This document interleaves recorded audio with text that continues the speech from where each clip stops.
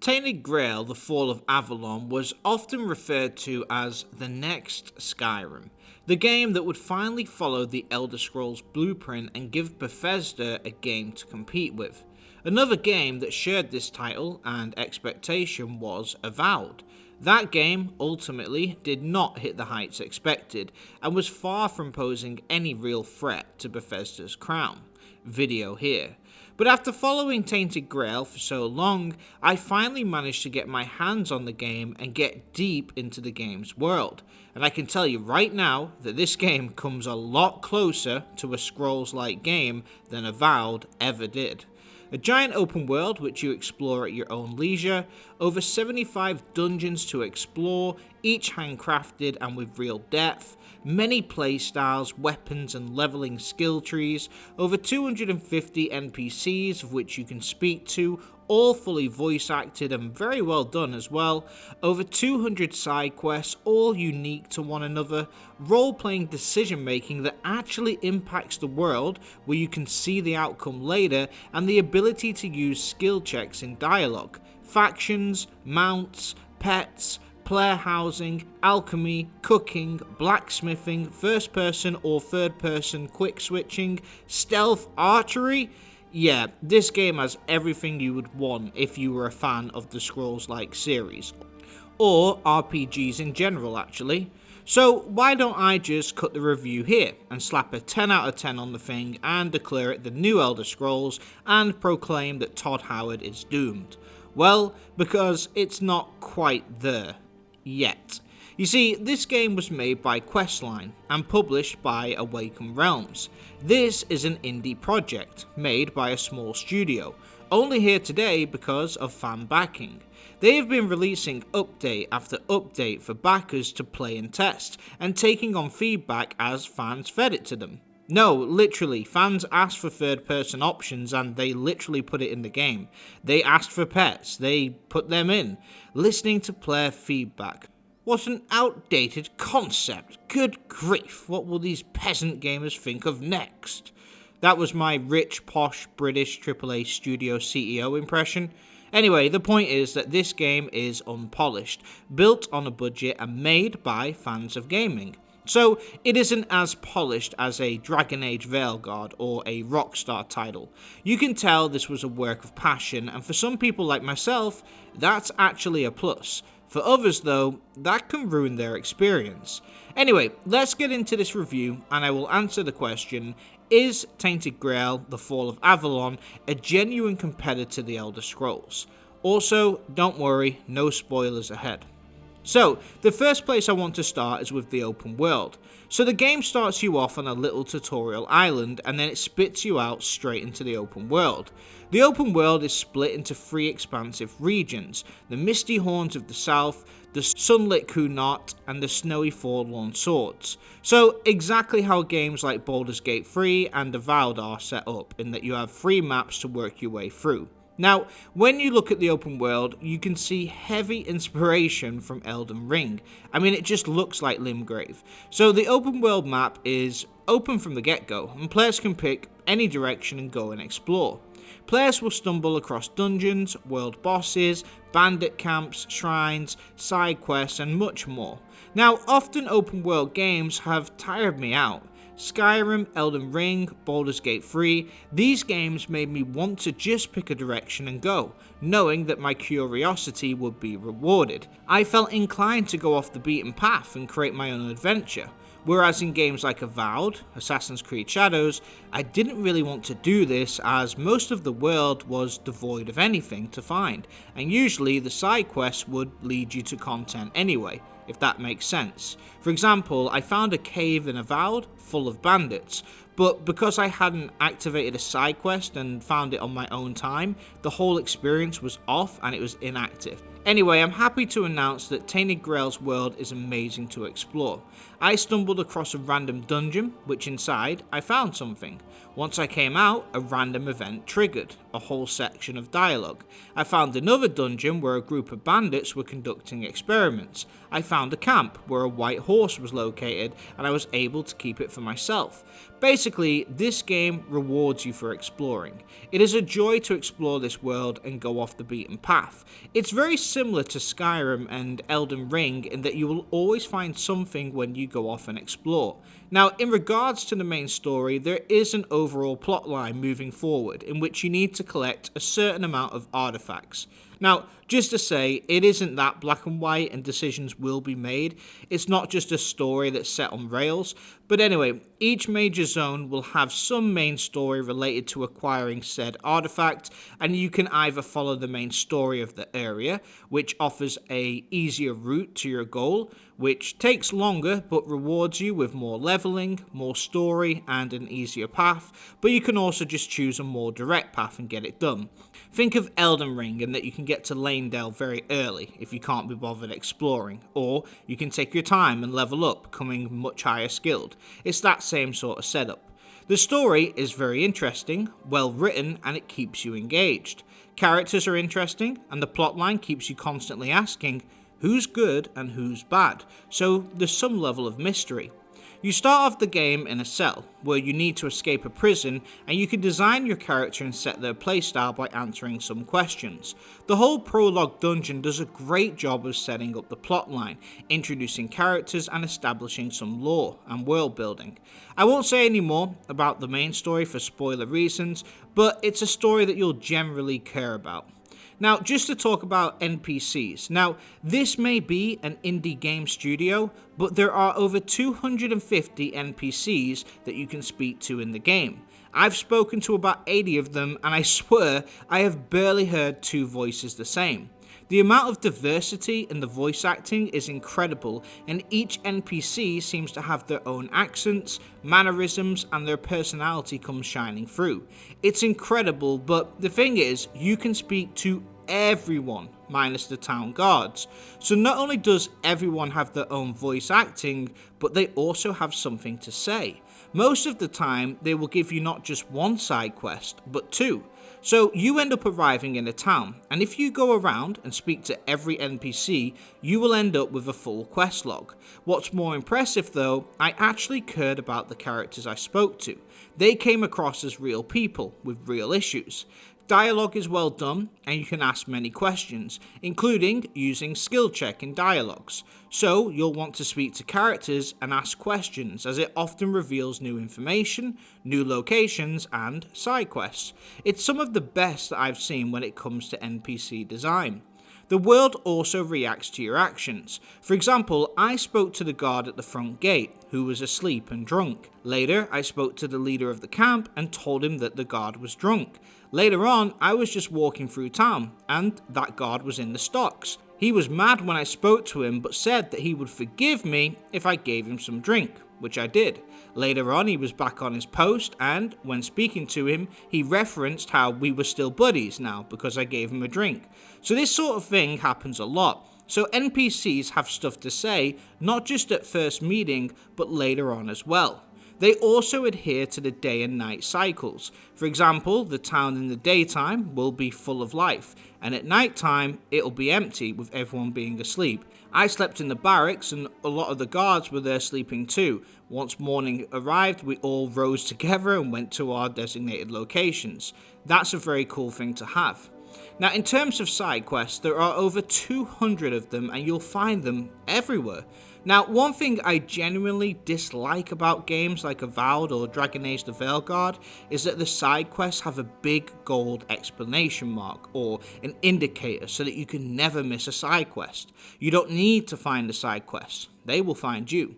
Well, this game is very Skyrim-like in that if you don't ask, you won't get. This was most evident in the starting dungeon.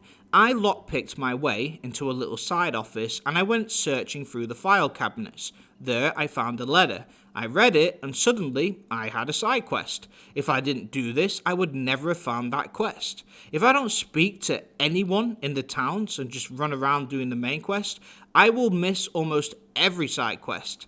If I don't check the bounty board, I'll miss them too. So in order to find all the side quests, you really have to search properly and ask around and dig deeper if an NPC is being elusive.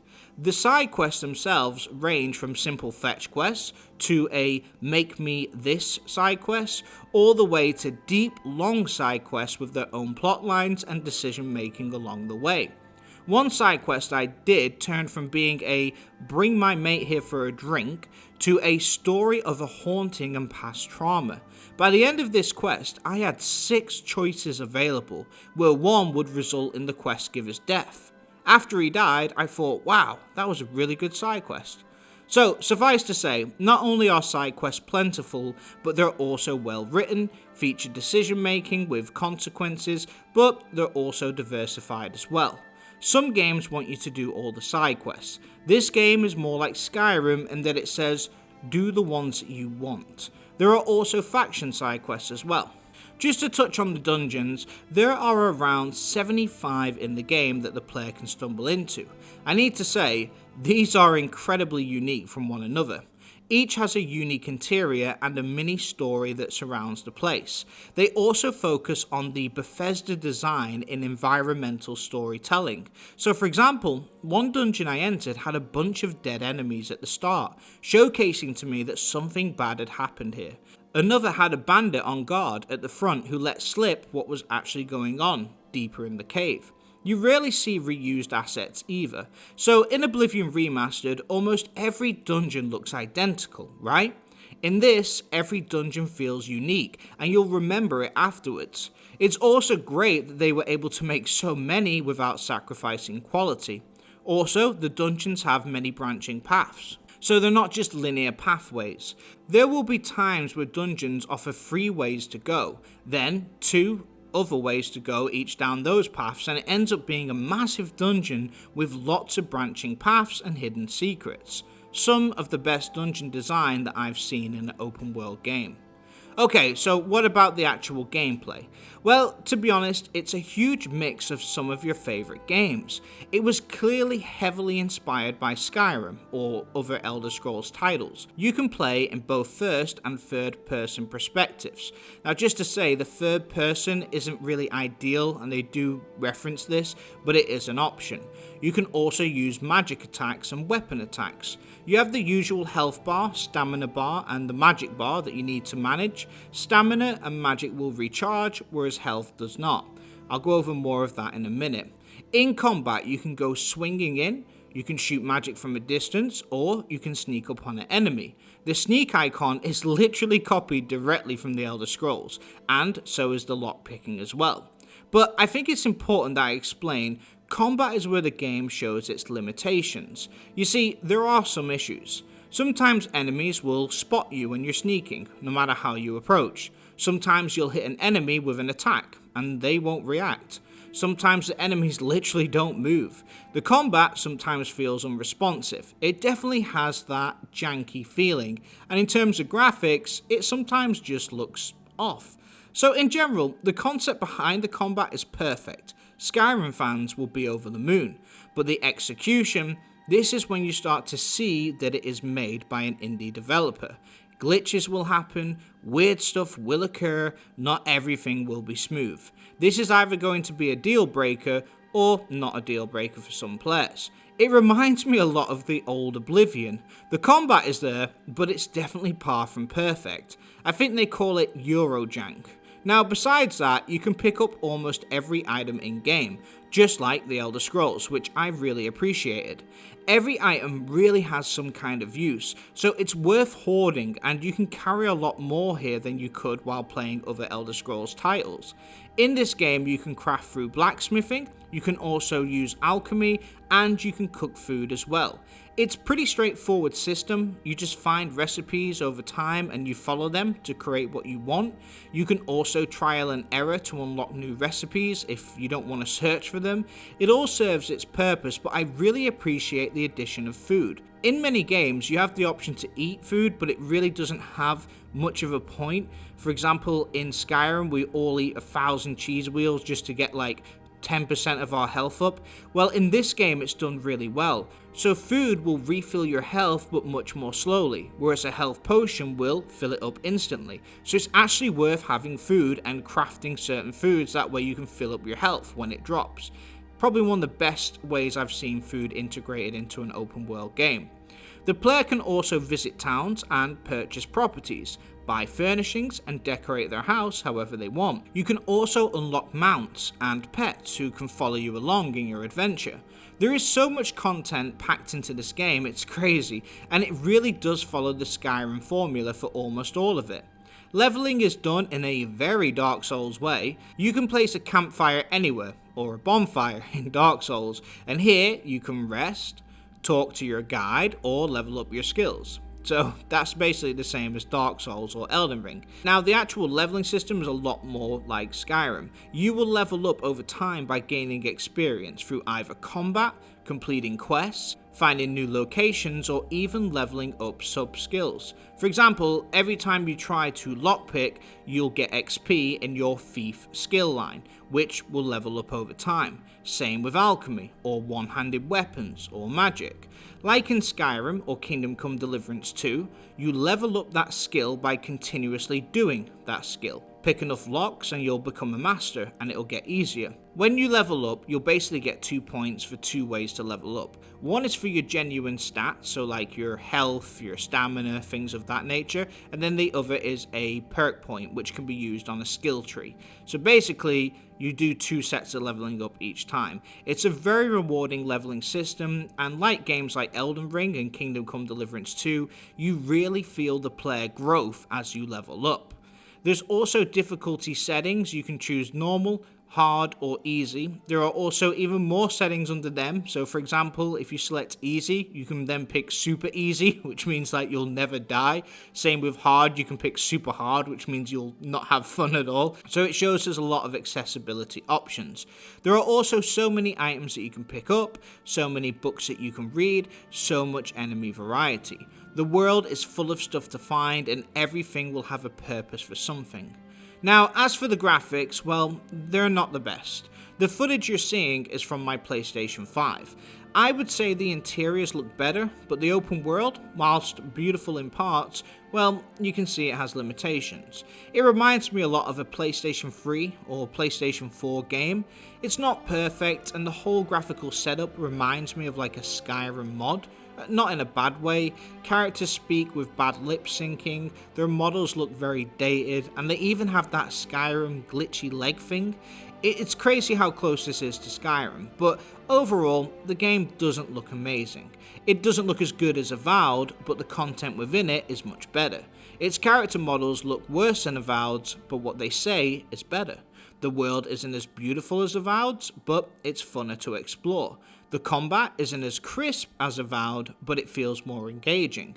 It's really a tough one because although the game doesn't have amazing graphics, the game itself is fabulous, if you can get past that. But if you are someone who puts graphics as your number one priority, then this game may disappoint. The music score is also incredible as well. So, let's get into the summary of this. The game's ambition is incredible. Its open world and writing is top notch. The characters you meet and the side quests you complete will leave an impression. The dungeons are a joy to explore, and the leveling will keep you coming back for more. The game gets so much right, and its ambition is incredible. The game offers so much, and on paper, it really should be the new Skyrim. But it isn't quite there. The ambiance is very dark when you compare it to Skyrim. Like, when you play Elden Ring, it's quite a dark and dangerous world. You never really get a minute to relax. This game is very much like that, whereas in Skyrim, although you can go into dungeons and fight enemies and have that dangerous experience, you can chill out at times and like just go relax in your lodge, look up at the sky, go travel around nice quaint towns. This game is more like Elden Ring in terms of its ambiance compared to Skyrim. But also, this game was made by an indie developer. As a result of this, there are issues within the game. For example, the game is split into 3 acts. The first 2 are very well polished and have a lot of content, but as you get to the 3rd act, there's less content and there's more glitches. Hopefully they'll fix that in the future, but it just shows like how much time they had. The combat is a bit janky. There is a couple of glitches. It isn't the best looking game. It's rough around the edges. This game is what I would call a unpolished gem. It has all the ingredients to be an absolutely amazing game, and right now, it's averaging about an 8 out of 10 from most reviewers. Let's just say it like this. If this game got additional funding and received the AAA treatment, with the game being polished, high quality graphics, and all the bugs ironed out, it would probably be coming in at a 9 or 9.5 out of 10.